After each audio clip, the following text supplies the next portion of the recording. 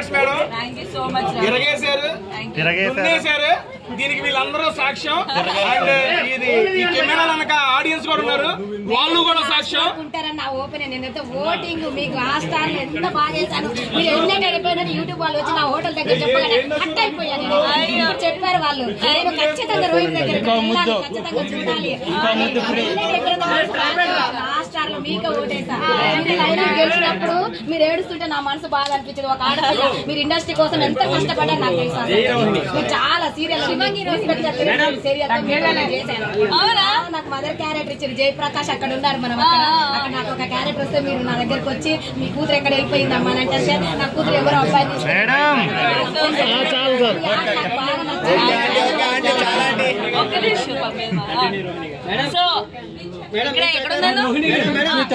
మీకు TV shows చేయడం easy అనిపించిందా, బిగ్ బాస్ గేమ్ ఆడడం ఈజీ అనిపించిందా? టీవీ షోస్ అంటే వెళ్ళి ఇలా చేసుకుని వచ్చేస్తామండి. నాకు TV shows easy. Bigg Boss అనేది ఓవరాల్ గా నేను మార్నింగ్ లేచిన దగ్గర నుంచి రాత్రి వరకు మేము ఏం చేస్తున్నాం, ఏం ఆడుతున్నాం అంతా పబ్లిక్ లో ఉంటది. సో ఈజీ అంటే నేను ఇంకా ఈ టాస్క్ లో ఒకటే కొంచెం కష్టం. లెగ్ అట్లా ఉంది కదా, సో మీరు ఆడినప్పుడు అనిపించలేదా మీ మదర్ చాలా అనిపించింది. నాకు లెగ్ ని మైండ్ లో పెట్టుకుని ఆడుకున్నా, బట్ ఎప్పుడు లెగ్ ఇలా ఉందని ఎప్పుడు నేను రీజన్ చెప్పి ఆడింది అయితే లేదు. బికాస్ నేను అవన్నీ డిసైడ్ అయ్యే లోపలికి వచ్చి ఆడదాము ఎలా ఉన్నా కూడా అని చెప్పేసి. లెగ్ ఇలా ఉందని నాకు ముందే తెలుసు.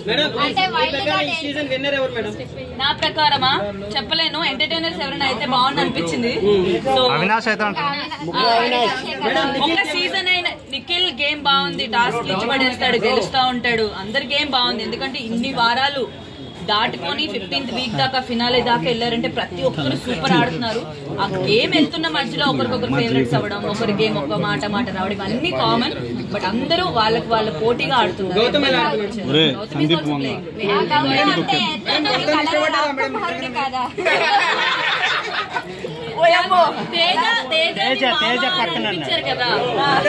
అంటే కొంచెం శాంపిల్ గా అనిపించింది, లైట్ గా ట్రై చేసినట్టు.